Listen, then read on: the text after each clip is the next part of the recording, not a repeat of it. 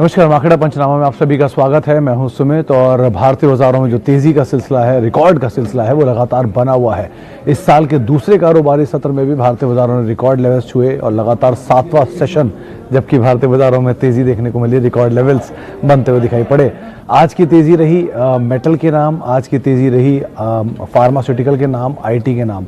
Metal में जहाँ पे पॉजिटिव रिपोर्ट्स दो बड़े ब्रोकरेज हाउसेज की तरफ से, जिसके बाद इस पूरे स्पेस में एक बज़ क्रिएट होता हुआ दिखाई पड़ा। फार्मास्यूटिकल स्पेस में न्यूज़ फ्लो का इम्पैक्ट रहा और आईटी में अर्निंग से पहले का एक डिस्काउंटिंग प्रोसेस आज जो होता हुआ दिखाई पड़ रहा था। आप टीसीएस को देखिए, 3030 3040 के स्तरों पर, यानी कि अपने बाय बैक प्राइस के ऊपर पहुंच गया।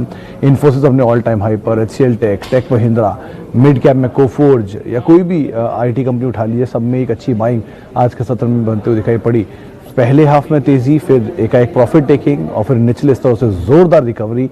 और रिकवरी में majorly mid cap small cap participate करते हुए करीब 1.5% का उछाल mid cap small cap index के अंदर आता हुआ दिखाई पड़ा, जो कि फ्रंट लाइन इंडेक्स के कंपैरिजन में थोड़ा ज़्यादा आपको दिख रहा था। आज बैंक्स की तरफ से इतना पार्टिसिपेशन नहीं था, लेकिन फिर भी बीएसई के सभी इंडेक्स आज हरे निशान में ही बंद होते हुए दिखाई पड़े और सब में ही कुछ हद तक सपोर्ट आ रहा था। स्पेशली आज एक ब्रॉडर बेस्ड बाइंग थी, तो आप छोटे मझौले सेक्टर देखिए, जैसे कि चीनी हुआ, फर्टिलाइजर हुआ, सीमेंट हुआ, डिफेंस हुआ, ये कुछ ऐसे सेक्टर थे जहां पर एक अच्छी खरीदारी देखने को मिली। और इसमें भी मेजरली आज आपको अगर जो बाइंग दिखाई पड़ेगी, वो बाइंग दिखाई पड़ेगी मिड कैप स्पेस के अंदर। चाहे किसी भी सेक्टर की मिड कैप कंपनी को उठा लीजिए, वहां पर बाइंग थी। स्टार आज का मेटल में आप फ्रंट लाइन कंपनीज देख लीजिए, टाटा स्टील, जेएसडब्ल्यू स्टील जैसी, या मिड कैप में जेएसएल, हिसार, सनफ्लैग आयरन, इनमें से कोई भी कंपनी उठा के देख लीजिए, सब में एक अच्छी बाइंग आज के सत्र में बनते हुए दिखाई पड़ी। चलिए अब सवाल जवाब का सिलसिला शुरू कर लेते हैं। सबसे पहला सवाल जो है वो खालिद शेख साहब का है। एयरटेल के ऊपर इन्होंने लॉन्ग टर्म व्यू मांगा है। देखिए शेख साहब, एयरटेल वैसे तो कंपनी में कोई बुराई है नहीं। रिसेंटली 380 तक जब एक गया था दिवाली के आसपास, तब काफ़ी ज़्यादा सवाल इसके बारे में आते थे कि इसमें खरीदारी करनी चाहिए कि नहीं करनी चाहिए। तब भी यही कॉल था कि आप खरीदारी कर सकते हैं। 750 रुपये के मेजर ब्रोकरेज हाउसेस के टारगेट्स हैं और नंबर्स के बाद, लास्ट क्वार्टर के नंबर्स के बाद के ही ये टारगेट्स हैं। तो अभी भी बतौर telecom player one of the strongest player है। मतलब कंपेयर अगर आप करेंगे वोडाफोन से, तो उसके नंबर कहीं ज़्यादा बेहतर आपको दिखाई पड़ेंगे और रिलायंस के कंपैरिजन में, जियो के कंपैरिजन में एट पार दिखाई पड़ेंगे। तो आप जाहिर सी बात है, लिस्टेड स्पेस में सबसे बड़े प्लेयर को आप देख रहे हैं, तो आप ज़रूर इसके अंदर इन्वेस्ट कर सकते हैं। ऐसी कोई दिक्कत नहीं इस कंपनी के साथ। और इनफैक्ट अगर किसी फॉल में आपको मिले भी तो भी आप इसमें इन्वेस्ट कर सकते हैं। कभी आप इसकी पुरानी हिस्ट्री पढ़ेंगे तो आपको रियलाइज़ भी होगा कि ये जो कंपनी है, ये भारतीय टेलीकॉम की सब्सिडरी, और पहले भारतीय टेलीकॉम एक समय पर लिस्ट होता था, फिर डी लिस्ट हुआ और दोबारा भारतीय एयरटेल को लिस्ट कराया। तो अभी भी इसमें बहुत वैल्यू अनलॉक होना बाकी है, आप उस हिसाब से देख सकते हैं। अच्छा, शुभजीत बनर्जी साहब का सवाल है, कौन सा स्टॉक सेक्टर बेनिफिट होगा कोविड वैक्सीन डिस्ट्रीब्यूशन से? देखिए, स्नोमैन लॉजिस्टिक इसको स्टोर करेगा, वोकहार्ड बैकएंड देखेगा, स्पाइसजेट बाहर से मेडिसिन लाने के लिए टाइड अप है। उसके अलावा आप नज़र रख सकते हैं एस्ट्राजेनेका जैसी कंपनीज पे, जो कि इंडिया में इसके डिस्ट्रीब्यूटर होंगे।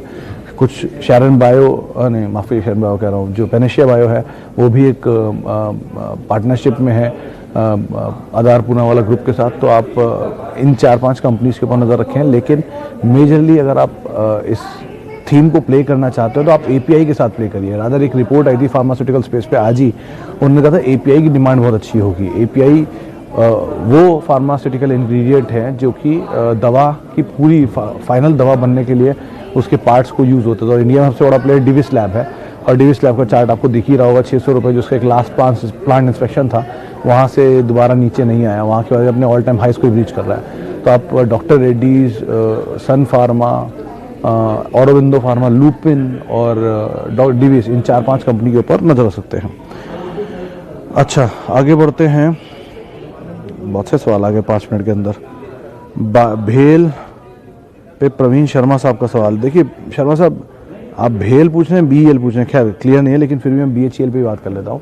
बीएचईएल की इसमें, या रादर पीएसयू स्पेस में, कोई भी कंपनी में असेट वाइज सबसे स्ट्रॉन्ग साइड पे बीएचईएल खड़ा होता है। एक अच्छे असेट बेस है, मैन्युफैक्चरिंग यूनिट्स काफ़ी हैं, प्लांट्स हैं, मशीनरी हैं, जिन प्रोडक्ट्स को डील करता है वो भी काफ़ी कैपिटल इंटेंसिव है।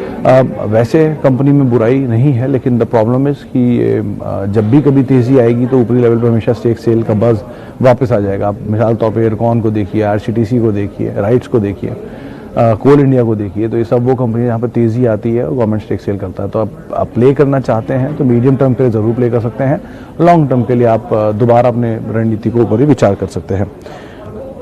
शिशिर रंजन साहब का सवाल है, होल्डिंग इन्फोसिस 652 रुपये के दाम पे।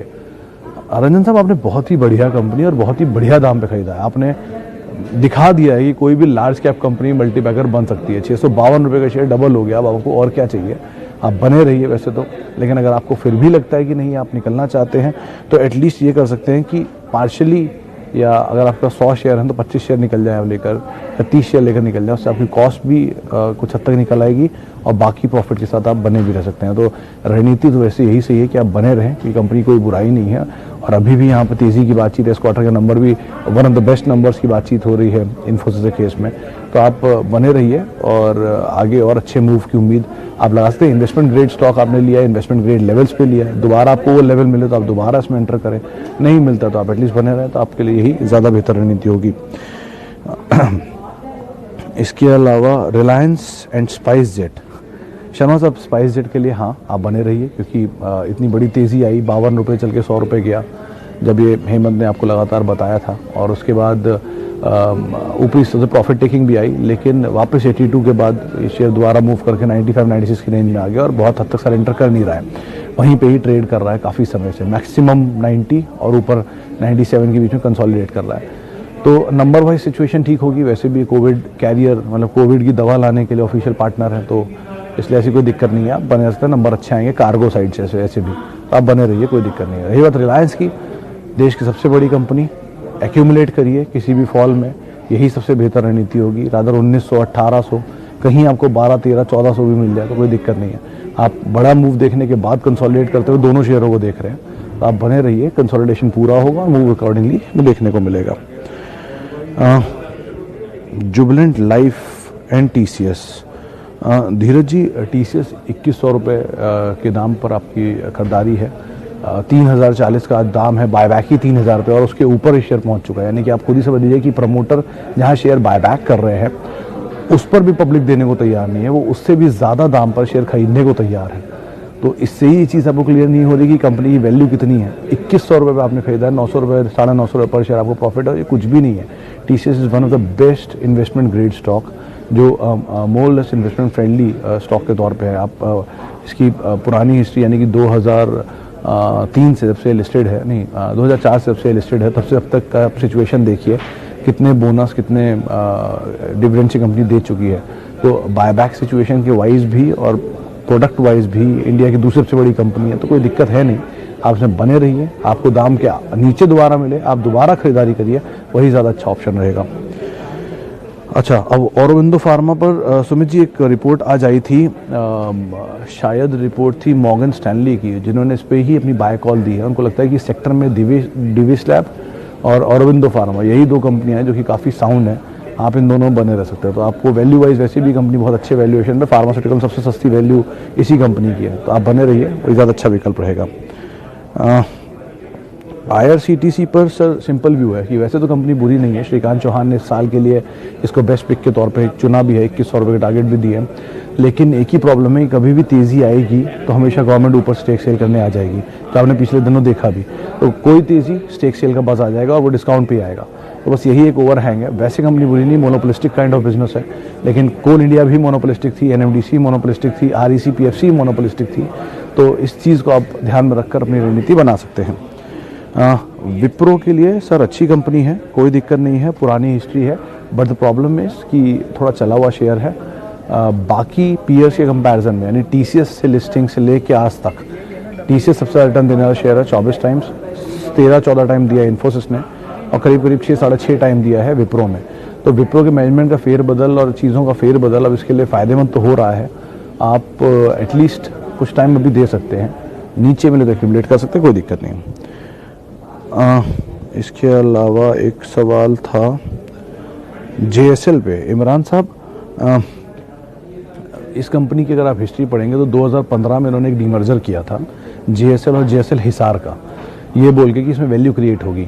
वो डीमर्जर चला 3 साल और फिर वापस इन्होंने रिवर्स मर्जर कर दिया उनको, ये बोल के कि वैल्यू क्रिएट होगी। तो मीडियम टर्म के लिए ठीक है, मोमेंटम मिल रहा है, चल रहा है, बढ़िया है। वैसे तो स्टील की अच्छी कंपनी मानी जाती है, ब्लेड्स प्रोवाइड कराते हैं ये, जो जिलेट जैसे बड़े प्लेयर उनको मेजरली ब्लेड सप्लाई का काम है इनका। दूसरा, दिल्ली साइड पर अगर आप कभी गए हो तो जो आपने बस स्टैंड देखे होंगे, उनका मेंटेनेंस और उनकी मैन्युफैक्चरिंग भी यही कंपनी करती है। स्टील के सारे आपको बस स्टैंड दिखाई पड़ेंगे। तीसरी कंपनी जो कॉइन्स 10 के आप देखते हैं उसका कामकाज भी यही करती है, उनकी मिंटिंग करती है गवर्नमेंट के लिए। और चौथा ये कंपनी लग्जरी बर्तन ही बनाती है, आर डी नॉक्स के नाम से, कटलरी से हम कहते हैं। तो आप प्रोडक्ट वाइज कंपनी ठीक है, बस डेट सिचुएशन में नज़र रखिए, प्लस सिचुएशन नज़र रखिए, वैसे कंपनी में कोई दिक्कत नहीं है। L&T, राजीव रंजन साहब, L&T पर कोई इशू ऐसा सच नहीं है। वो इनकम टैक्स की खबरें जो आज आ रही थी, इसके बाद शेयर थोड़ा टूटने की बातचीत भी थी, उसको आप इतना सीरियसली फ़िलहाल तो ना लीजिए। लेकिन हाँ, कंपनी अच्छी है, नीचे के दाम पे आपको मिले, आप ज़रूर रिकमेंडेड करिएगा। अच्छा, हैप्पीएस्ट माइंड एक महीने के लिए करीब 365 रुपये के दाम पे खरीदारी है। देखिए अभी ये दाम चल रहा है 346-47 रुपये। नंबर्स को डिस्काउंट करना शुरू हुआ है कुछ टाइम में, जब नंबर की डेट आएगी। आईटी की तेज़ी में से कुछ पार्टिसिपेट किया भी रिसेंटली। ब्रोकर जो ग्रुप्स हैं उनमें मैं देख रहा हूँ कि कुछ एक्यूमुलेशन की खबरें भी यहाँ पर आ रही हैं, तो आप एटलीस्ट कुछ समय दे सकते हैं। हो सकता है यहाँ पर कुछ एक मूव आता हुआ दिखाई पड़े, आप बने रहिए, अच्छे प्रॉफिट्स की उम्मीद लगाइए।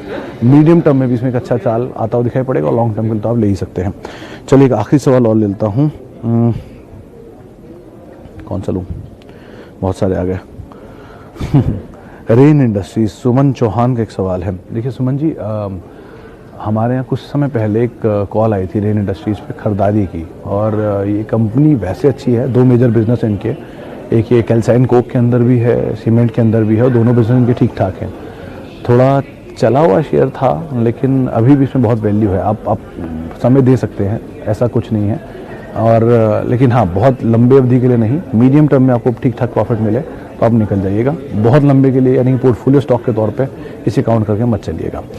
चलिए इसी नोट के साथ मैं फ़िलहाल अब मार्केट पंचनामा को यहीं समेटता हूँ। बहुत बहुत शुक्रिया उन सभी लोगों का जिन्होंने सवाल पूछा, बहुत बहुत माफ़ी उन सभी लोगों से जिनसे हम बातचीत नहीं कर पाए। और आप मेरे साथ जुड़ सकते हैं @सुमित रिसर्च, मेरा ट्विटर हैंडल है। नमस्कार फ्रेंड्स, मिलते हैं अगले वीडियो के अंदर, जब तक के लिए गुड बाय।